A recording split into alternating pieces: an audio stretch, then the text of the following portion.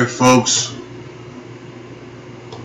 this is the rapid reaction to WWE Hell in a Cell, and what did we just watch? Wow.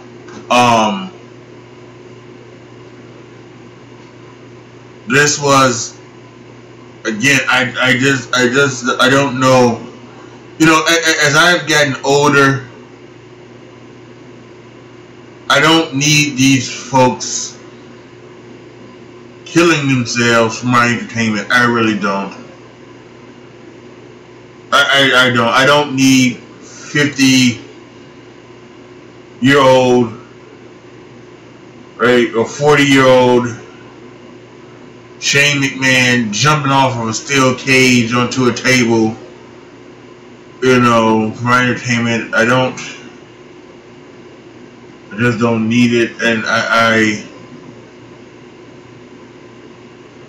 don't know. You give him all the credit in the world, you give him all the props in the world for wanting to do that and everything like that, and obviously they do something where they like make it safe for him and everything like that, and it's, you know, it's basically just a stunt fall and everything like that, anything like any other Hollywood stuntman would do. But the Hollywood stuntmen are, you know, 20 maybe no older than 30, you know, 2-3 years old maybe. So we'll come back to Shane and KO at the end, but let's go ahead and let's review the whole entire pay-per-view. Starting with the kickoff show with Shelton Benjamin and Chad Gable against the Hype Bros. And this one I thought was a very interesting type of deal. I'm not sure what necessarily they're doing with either one. I'm not sure if they're like, if they are turning the Hype Bros heel in any way, or I don't know if they are splitting them up, or what's going on with them, or I don't know if when we come with Benjamin and Gable, I don't know what they're doing with them. The Usos, well, we'll get to that later, but I think that Benjamin and Gable, they need to be on.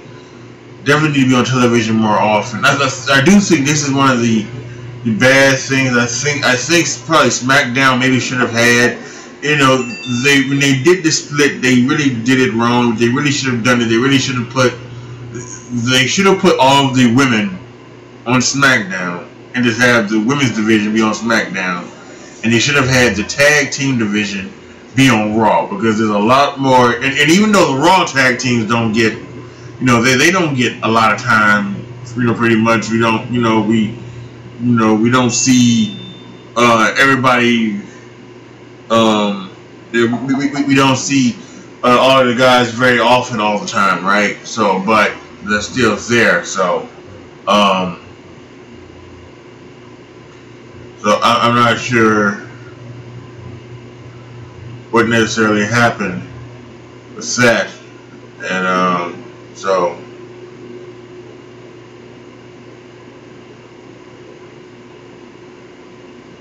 Jesus Christ, another injury.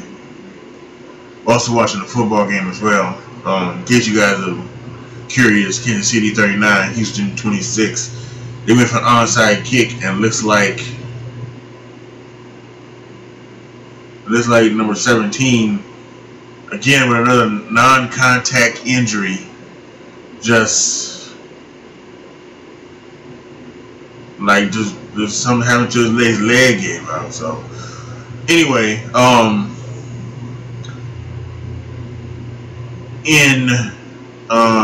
with Benjamin and Gable, I think, you know, like I was saying, like the tag teams should have been like that, and Raw and women should have been on SmackDown. Maybe it would have been a lot more better. But see, I just don't know what's going on with SmackDown.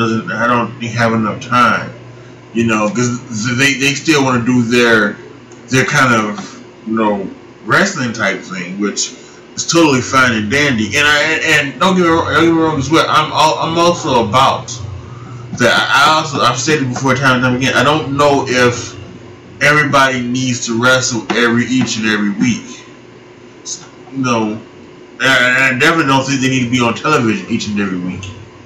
You know, so, but I think, you know, if you're gonna do something with Benjamin and Gable, then you should do it. And this is where maybe having the network probably hurts them, because, you know, they probably could use to, they probably can need to, like, either do like main event or superstars and have that, you know, syndicated like it was like in the 80s and the 90s on the weekend.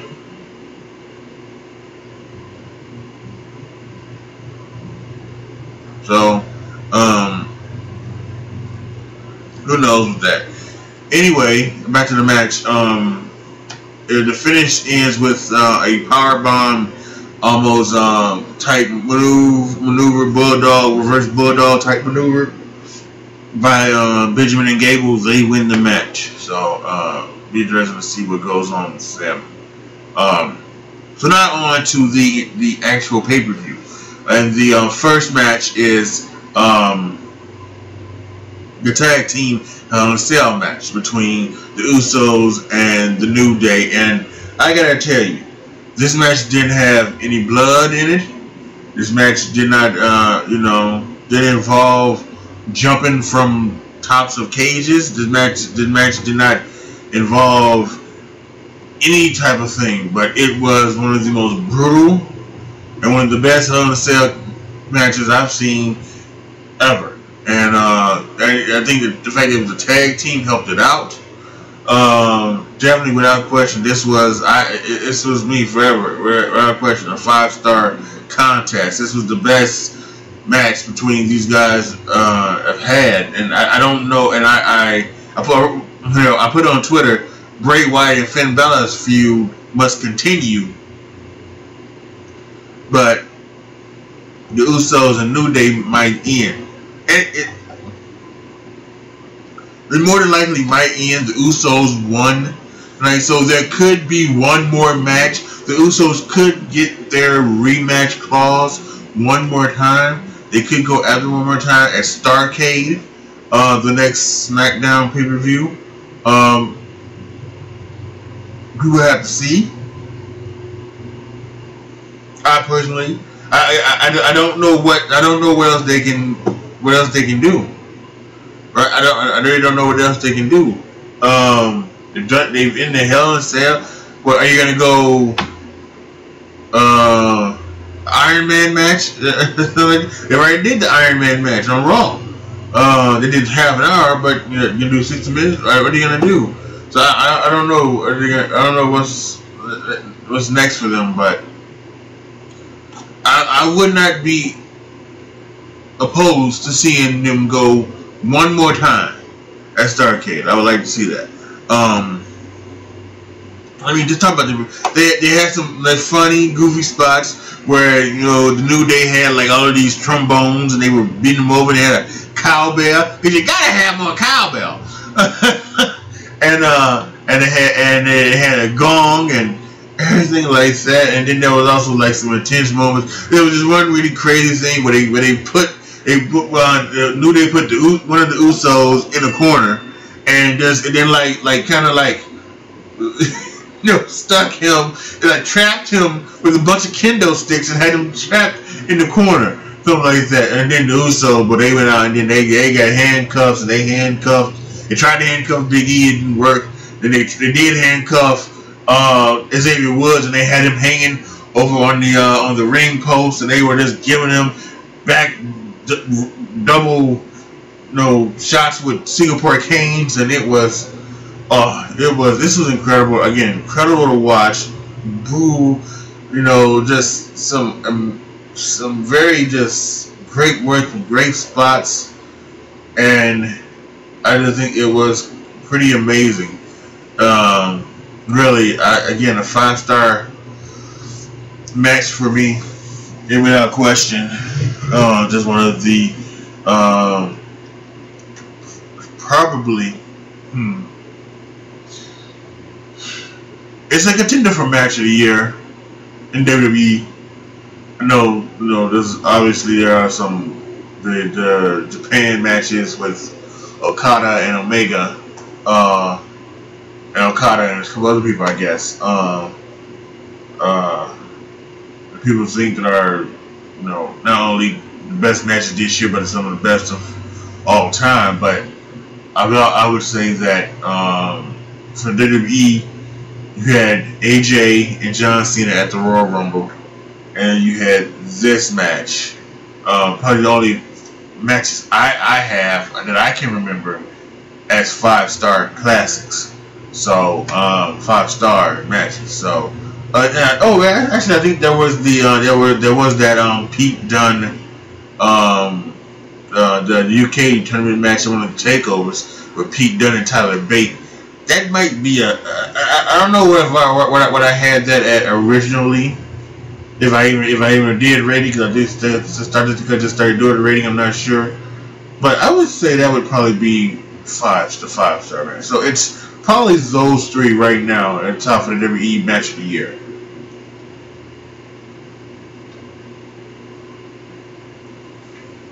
So let's continue. They went next to Rusev and Randy Orton.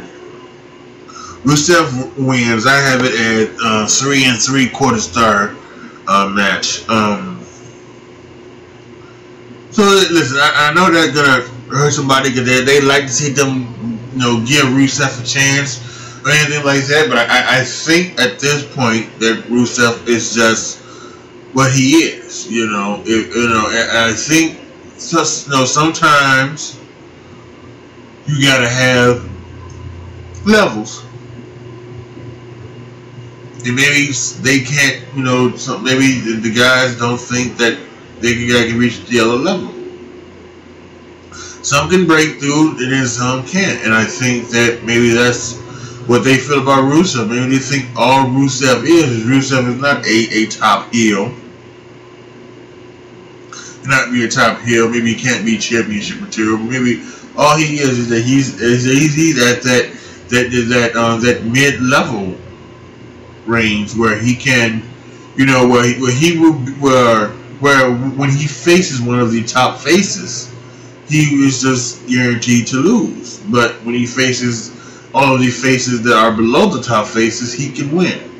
So maybe he won't beat Randy Orton or Shinsuke or AJ, but you'll beat everybody else on as a face on the roster. Maybe that's just the way they have them. I'm not sure. We can agree to disagree whether or not. I would probably slightly disagree. I think he probably could be a very.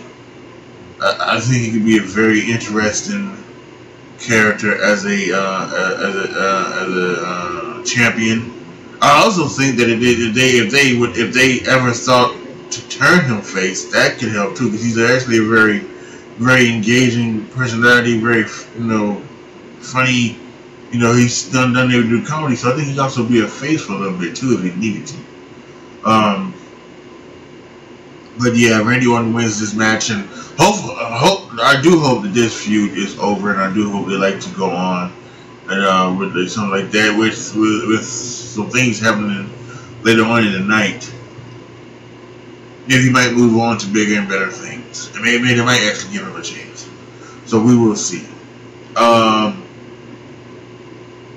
The next match was the U.S. Championship match between AJ Styles, Ty Dillinger, and Baron Corbin. And Ty Dillinger was added to this match on the pre-show.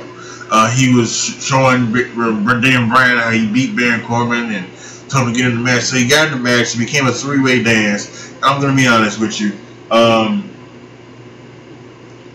didn't get the sleep that I should have been getting this weekend. So I fell asleep during it, and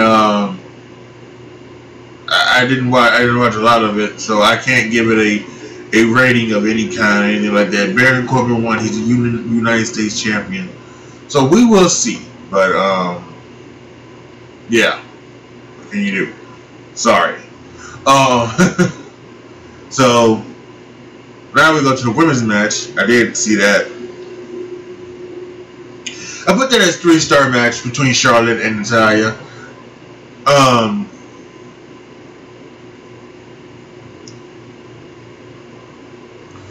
I had it as 3 stars because I liked what they were doing. I liked Charlotte selling. They were working. Natalya was working the leg, and I liked the fact that she was selling the leg. You know, sometimes when they decide to do a specific thing, like, you know, like working on the leg or working on arms or anything like that. Conveniently, it would just be, you know, it would just be left, you know, and it would be, you know, they would forget about it. You know, they'd be working on their leg, working on their leg, and then all of a sudden, you know, they won't, you know, to do a move, they won't, you know, it won't be there. You know, it won't. The pain won't be there. They'll do their move. But Charlotte, everything Charlotte did, she sold the knee, and so it real. And I loved it, and it was just amazing. And the crowd wasn't too in for it, especially the finish, which also hurts the rating up as well. DQ finish, and Natalya went to the chair. And at first I was like, DQ finish. But if any of you guys saw like the promo, on the promo card that was, you know, focusing around the internet, anything like that, it was the thing for Starrcade, and it did have on the Natalya versus Charlotte. So that's probably what this is going to happen. They're probably going to wrestle at Starrcade. This is you're talking about, you know, Ric Flair, who made his name at Starrcade and things like that, and so that would be interesting. I think that's what you could see there. You also could see too. You also could see maybe a Dusty finish in honor of Dusty Rhodes. Yeah, so you might actually see that. So everything could happen.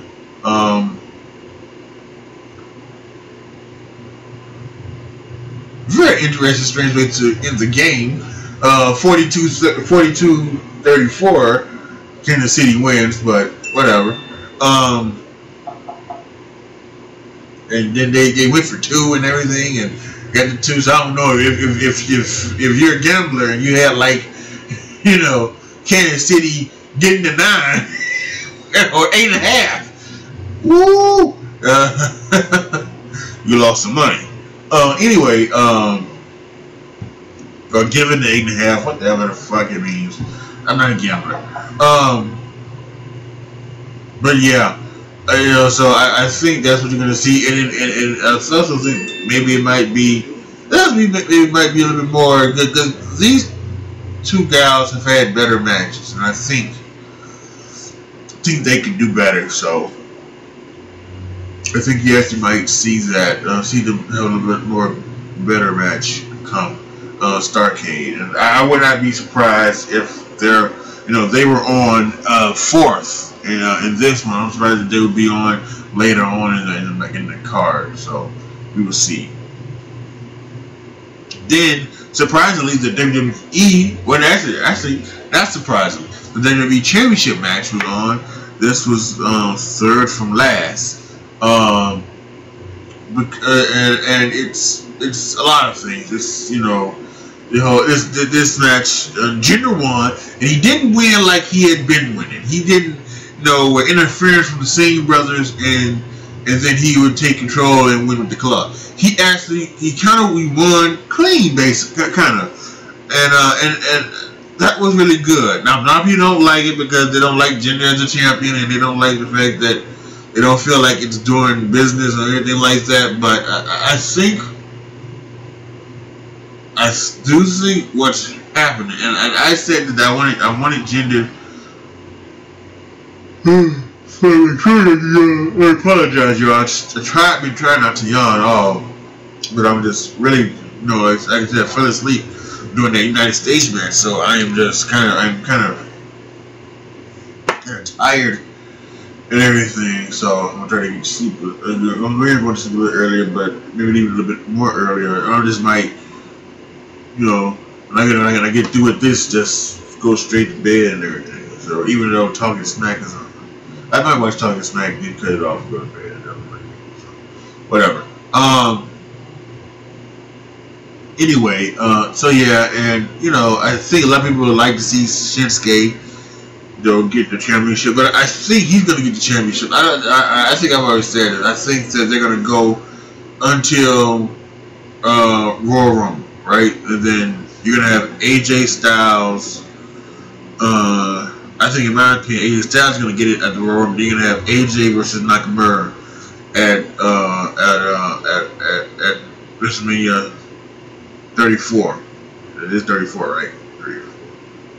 1985. Jesus Christ. So 94 was 10. 2004 was 20. 2014 was, so it would be actually so yeah, it would be 34. 18. It would be 34. I apologize. It would be 34. But then, so I think that's what they're gonna do. Now that's what I think should be the championship match. I don't think it's gonna be the main event is gonna be obviously Brock Lesnar and Roman Reigns. I think that's what they're going to. If you kind of notice that, Brock Lesnar is seeming more and more vulnerable. And Roman Reigns is seeming more and more invulnerable. And I think they're going to take that to WrestleMania. It's not going to be what we saw, a couple years ago, where it was just like Suplex City, bitch, all over the place. I think it's going to be a little bit more competitive, and we're going to see Roman Reigns take down the Beast. So I think that's what's going to happen. But anyway, so Jinder, he won very clean. We beat him with the Colossus and everything. So I think I'm not sure what else they're gonna do. I would like to see them move on. Moving on. I'm not sure what's going to happen. They was talking about someone said that they had him being like a 2-time champion. So who knows? Maybe they could do a thing where he would lose to Shinsuke at Starrcade, and then maybe he would win it back before they have, because they have 2 tours in India coming in December, I think, at least one in November, one in December. So that's why he's going to be the champion, whether it's 2-time champion or just continue as this. He's going to, he's going to keep it at, throughout the rest of this year, and then he'll lose it at the Royal Rumble, I would think. I just think that's the way it is. Unless there's obviously an injury of some sort or anything like that. But I don't think, otherwise he's going to be champion. So yeah, and it was, listen, I had it as a 2.5-star match. These two just don't have any chemistry. Jinder Mahal is very limited, I think, when it comes to the ring. I think he really had, one of those first 2 matches he had with Randy Orton was actually pretty good. It was respectable, but he hasn't been able to replicate that since. And I think that, so I think that whatever that is, it is just, it is what it is, and it's just gotta be what it's gotta be. Listen, obviously it's 2 different eras, but Hulk Hogan, didn't, he wasn't the greatest, in the ring as champion. Same thing with the Ultimate Warrior or anything like that. So they weren't great wrestlers. Although nowadays people don't want great wrestlers, but that's just the way it is. So that's that. So we'll have to see. The next match was Dolph Ziggler versus Bobby Roode. I gave that 2 3/4 stars. Again, I think because, and it's kind of surprisingly because it was starting getting close to the end of the show, so I kind of thought maybe they kind of went out and rushed something. Because again, they are also on that Starrcade card that's been flown around the internet as having a match. So again, I was okay with them maybe doing some things. They weren't doing what they needed to do or anything like that.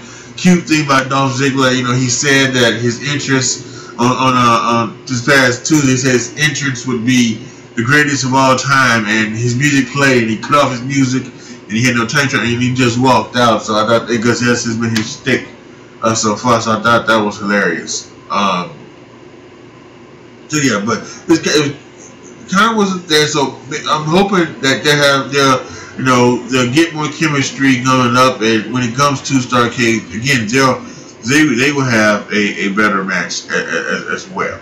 And so now, of course, the Hell in a Cell, Shane McMahon versus Kevin Owens. It started off kind of slow, but it kind of picked up, and I gave it 4 1/4 star. They fought around the cell, in the cell, on top of the cell. Like I said, the match ended with Kevin Owens and Shane McMahon on the side of the cell. Shane McMahon hits his head against the cell. He falls off through a table, a la Vince McMahon against Stone Cold Steve Austin, St. Valentine's Day Massacre. And then he gets ready to pin him, but then he decides that he wants to go up there and be a nut job. So he clears off the next table, puts him on there, and then he get up. And then the way they had it shot, you kind of see somebody like come out of the crowd and like stands there. He's kneeling and he's sitting there, and you're really wondering like, what is that? Because they're all looking. Mostly everybody's looking up at Shane, so they don't see this person, in the ring, because when the crowd shows who it is and the camera focuses on who it is, the crowd kind of goes,